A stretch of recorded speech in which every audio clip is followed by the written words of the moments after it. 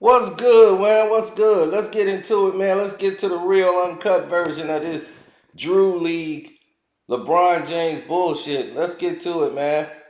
This for the Patreon only. First off, who in the hell told LeBron James that we was stupid? I watched the whole game. They tried to edit the footage and put out a highlight reel. My man Mario out there, he told me, he said, man, let me not tell what Mario do. It's nothing illegal. I'm just, somebody hear about it, and next thing you know, Mario be, I got five. I ain't trying to mess none up. But Mario tells me that even though people got their phone footage and everything else, they were trying to get the main video crew in there, the guys from Uninterrupted. They wanted them set up first so that they could have exclusive certain shots for LeBron when LeBron gets to certain places, or if he dunk or whatever. They want to get the first footage to go out. Now the Drew League got people that record their own progress or whatever. So they were saying, for LeBron and everything, yeah, if LeBron want to come do this, we'll do it real quick, hook it up, keep it under wraps, and we're going to put this out. And so the whole world can see it. And when the whole world see it, then everybody will know what it is. Here's the problem with what happened. They wanted to get in there. LeBron's team wanted to get in there and alter the footage. They wanted to come in there and make their own highlight reel out of it as soon as it went down, before the internet got it and went crazy. But the internet was doing it live. So they was like, look, let's just start making a highlight reel with the footage we got from our cameras and everything else. So then they went and got the Drew League guy and said, hey, we want to use some of your footage for the uninterrupted thing that we're going to do, and this and that. So some YouTubers were getting flagged for posting Drew League stuff on social media, because they wanted some of it taken down. So a lot of people was like, man, they won't even let me. This is from my footage. So for some reason, I don't understand why it wasn't showing up. Like they showed LeBron do a move and the shot didn't go in.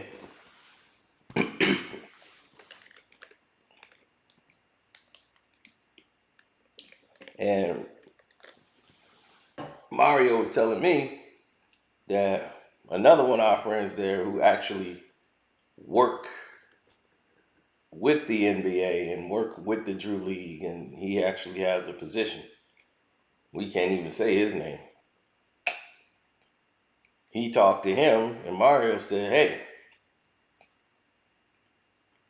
talked to him, and things did not go well with this whole process, because LeBron was like 2 for 13 for 3. And people was like whispering, like, man, this might be his last year. There's people saying that. Like, this might be LeBron last year. It's like, yeah, I think Bron might play this year, and then that's it. Year 20, and he going to walk away. Because he's like, I don't think he could do it for 4 quarters.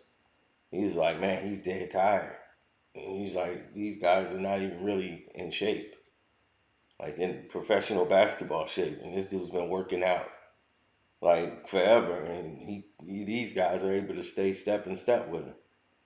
These guys are not really in shape. He's like, this is like a surprise to them. Like LeBron should have been blowing by all of them, they thought. But, it's just what it is. But the whispers is already going around that, like, it ain't what it used to be. But of course, it's Drew League. But you see what happens when there's no magnet ball. So he got to go lay up and dunk it.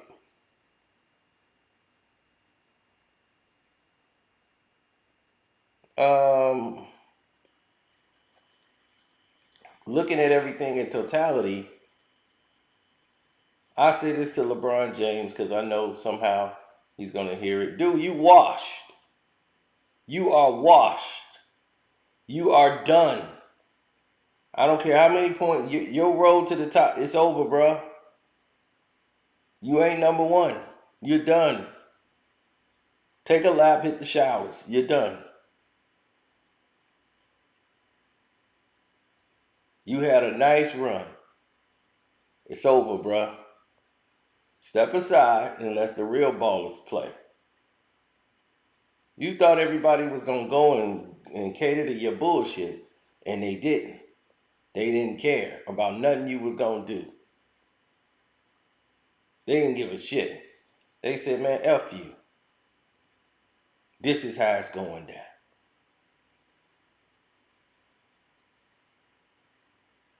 And they did exactly what they set out to do.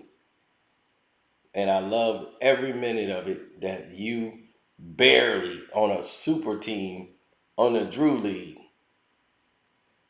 You got DeMar DeRozan, you, and a couple of other star players in the Drew League on your team. And y'all barely beat scrapyard workers. They said one guy is a part-time shift manager at like 7-Eleven or a Quickie Mart or something like that.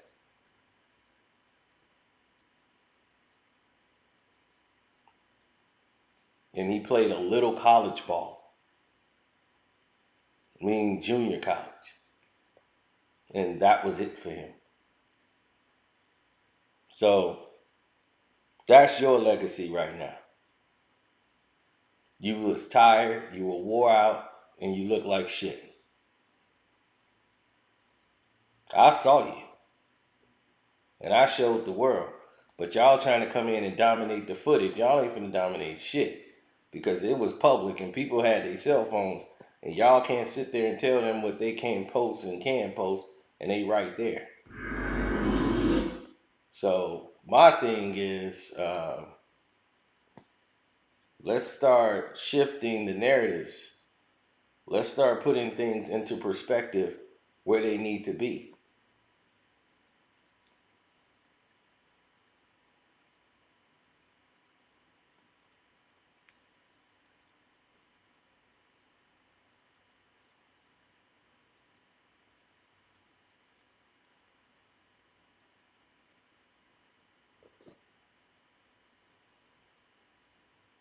Mm. Uh, Man, I was looking at something crazy right now. That just didn't make no sense.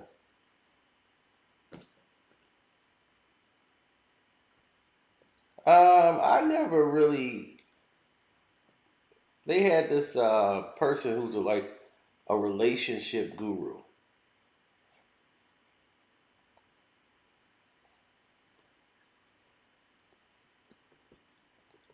and they were saying like the LeBron James relationship with his team, and I thought that was interesting because the relationship guru, she normally does like man, women, marital stuff, but she was analyzing like she did Barack and Michelle, Jay Z, Beyonce, all that, all those things. She breaking them down. But she analyzed LeBron's relationship with his teammates.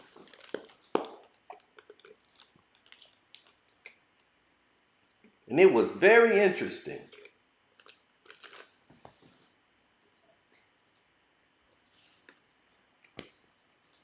And they said LeBron not having a father present in his household with a single mom, the older he got, the more he felt he was the father, but was in search of putting up all these defensive shields around him to keep himself protected because he feels like he needs everybody to protect him because he never had that protection growing up from his father.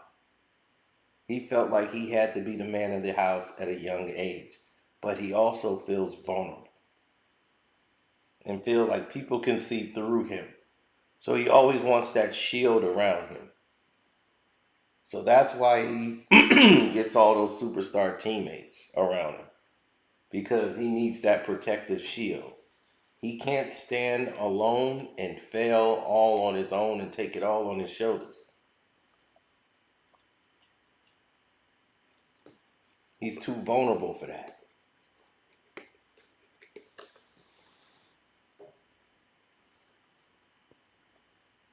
His ego can't take a bruise because it goes deep for LeBron. And she can sense that with his relationship with his teammates. He's there for the fun, but when times are tough, he will abandon the teammates. He doesn't know how to be there for the tough times when they're actually going through things in their lives. And you got to be there to be their rock. He can't be their bedrock.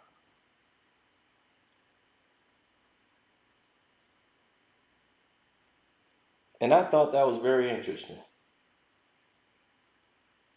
So I definitely give them credit for bringing that to the forefront because, they didn't have to take that route. But I got what she was saying.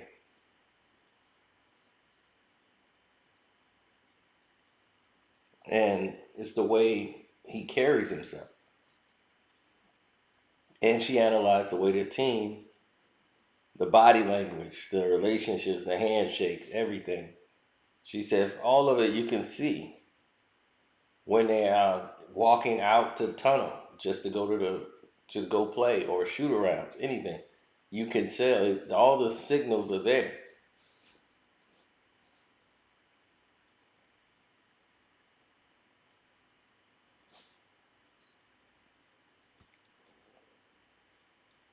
Well, you can tell there's a lot of pressure when you play for the Los Angeles Lakers. But this is what you signed up for. You know the Lakers are going to be the team that's going to have the most scrutiny. This is the team everybody every year they keep talking championship. They're the team that's going to get the most coverage even if they didn't even make the playoffs last year. They get all the attention. They get more attention than the Golden State Warriors right now, who just won 4 championships out of the last 6 years.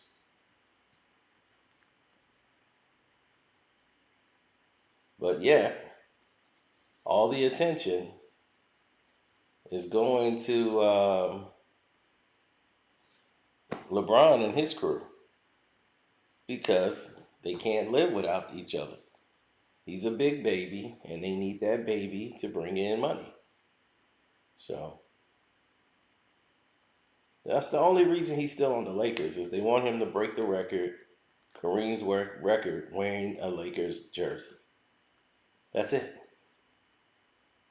It's gonna happen this season, barring any type of injury or anything. Knock on wood for that, but it's gonna happen. So people just have to get used to it, and it doesn't mean anything. It doesn't mean he was a better player than Kareem. It's not even in the same neighborhood as Kareem. But it is what it is. Anyway, I'm